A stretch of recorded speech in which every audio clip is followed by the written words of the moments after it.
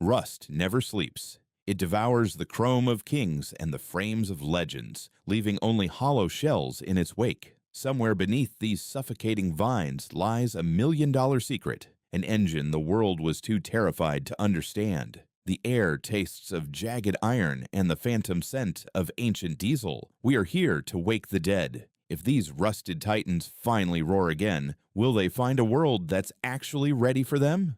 Number 10. The Fossil Vega Excellence. The first impression. It sits in the shadow of a crumbling chateau in the French countryside, a monument to lost grandeur. The Excellence looks like a mid-century fever dream, a four-door, pillarless sedan with rear-hinged suicide doors. It was ignored by the masses because it belonged to a vanished class, the ultra-luxury grand tourer for the Parisian elite who found a Rolls-Royce far too common. Beneath that hand-sculpted hood lies a 6.4-liter Chrysler Wedge 5.8, producing 360 horsepower. It was a marriage of French elegance and brute Yankee force, capable of whisking four adults to 140 miles per hour. The engineering provided a mountain of torque that could pull a cathedral off its foundations. Jean Daninos believed France deserved a king of the road after the war. He poured his soul into the stainless steel trim and hand-painted metal dashboards. He wasn't just building a vehicle, he was trying to restore national pride through the medium of steel, wood, and leather. The Excellence had a structural Achilles heel because it lacked a B-pillar. The chassis had the integrity of a damp noodle. Over time, the heavy bodies would sag, and the massive suicide doors would refuse to latch, turning this masterpiece into a beautiful, unclosable cage. Number 9. The 1970 Plymouth Superbird. The first impression. To the uninitiated, the Superbird looks like a child's drawing of a race car, with a nose cone that stretches for miles and a wing that defies logic. In the 70s, these were considered eyesores. Dealers couldn't give them away. They were the weird birds gathering dust on backlots. Under the hood sits the legendary 426 Hemi, a 7.0-liter beast producing an official 425 horsepower. The aerodynamics weren't for show. The nose cone and towering wing provided hundreds of pounds of downforce. It was a missile disguised as a muscle car, built to dominate high-speed banked curves. It was built as a bribe for one man, Richard Petty. Chrysler's missile division designed the wing to lure the king back to Plymouth. It was a testament to an era when manufacturers would stop at nothing to secure a championship, regardless of the retail cost. Its failure was its own radicalism. The nose cone caused overheating in city traffic, and the sheer length made it impossible to park in a grocery store lot. It was a car designed for a 200-mile-per-hour world, forced to live in a 35-mile-per-hour reality. Number 8. The NSU Row 80. The first impression. Found in a damp garage in the Black Forest, the Row 80 looks decades ahead of its 1967 debut. Its wedge-shaped profile makes it look like a precursor to the modern Audi. It was considered weird because it hummed with a haunting, electric-like drone that confused traditionalist buyers. The Row 80 featured a twin-rotor Wankel engine. This 1.0-liter unit produced 113 horsepower with a smoothness a piston engine could never replicate. It featured inboard disc brakes and a vacuum clutch transmission that felt like sorcery at the time. It was the most advanced sedan in the world. This was the brainchild of Felix Wankel and NSU engineers who wanted to reinvent the engine. They dreamt of a world without the vibration of reciprocating pistons. They staked the entire company's future on this radical design, believing the rotary engine would eventually replace all others. The dream was undone by the apex seals. The engine wore itself down from the inside until it lost compression. Owners began holding up fingers to signal how many engines they had already gone through. The Row 80's reputation was buried in a mountain of warranty claims. Number 7. The Jensen FF. The first impression. It sits beneath a tattered tarp in an English mews, looking like a standard Interceptor but feeling slightly off. It was ignored because it was too expensive, priced higher than a Ferrari, and because it looked like a car people already knew, despite being revolutionary underneath its skin. The FF stands for Ferguson Formula, the first non-all-terrain car to feature permanent four-wheel drive. Long before Audi's Quattro, it split torque between the axles and featured the world's first anti-lock braking system on a passenger car. Powering this innovation was a massive 6.3-liter Chrysler Viv 8. The Jensen brothers wanted to build the safest, most capable high-speed express in the world. They paired an American V8 with a chassis that could grip the road in a monsoon. It was a car for the driver who valued technical superiority over the flashy temperament of exotics. It failed because it was fundamentally flawed for the global market. The four-wheel drive system occupied the space where the steering column for a left-hand drive car needed to go. It could only be built in right-hand drive, cutting off the American market and dooming the FF to obscurity. Number 6. The De Tomaso Mangusta. The first impression.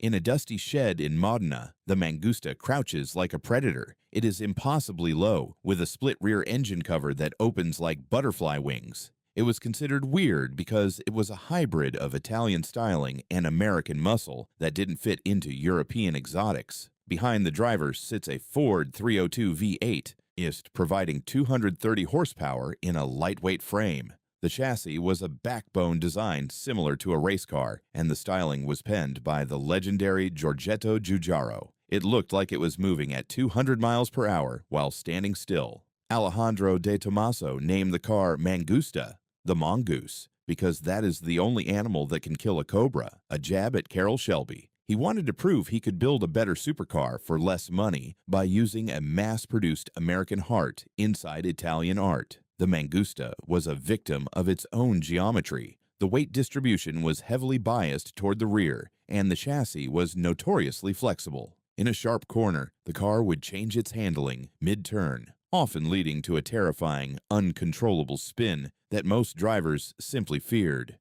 Number 5. The Mazda Cosmosport. The first impression. It looks like something from a 1960s sci-fi film, a tiny silver projectile resting in a Hiroshima shed. With split taillights and a low-slung cabin, the Cosmosport was ignored by Western collectors. It felt too small, too alien, and its engine was a mystery to most. This was the world's first production car powered by a twin-rotor engine. The 10A rotary produced 110 horsepower, allowing the car to rev with a sewing machine's smoothness up to 7,000 revolutions per minute. It featured a sophisticated De Dion rear suspension that allowed it to outhandle cars with twice the power. The engineers at Mazda, the Rotary 47, worked tirelessly to solve the engine's reliability issues to save their company's independence. They were staking their entire future on this silver ghost, believing the Rotary was the only way for a small manufacturer to stand out globally. Its flaw was its extreme exclusivity. It was hand-built at a rate of only one per day. Because the technology was so specialized, it never found the global audience it deserved, remaining a legendary but forgotten pioneer that eventually paved the way for the RX-7.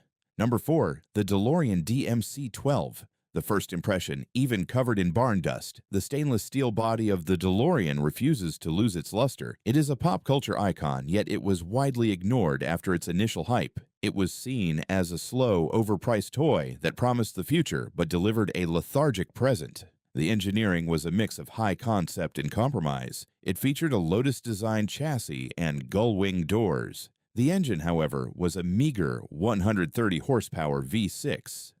While the stainless steel was rust-proof, it added significant weight, ensuring the car couldn't outrun a basic family hatchback of the era. John DeLorean walked away from GM to build his ethical sports car. He built a factory in Northern Ireland during the height of the Troubles, hoping to bring peace through manufacturing. He was a master of self-promotion, convincing the world he could topple the giants of Detroit. The DeLorean was crippled by poor build quality and a total lack of competitive speed. By the time it became a movie star, the company was bankrupt, and DeLorean was embroiled in a federal legal fight. The dream collapsed under the weight of financial mismanagement and scandal. Number 3.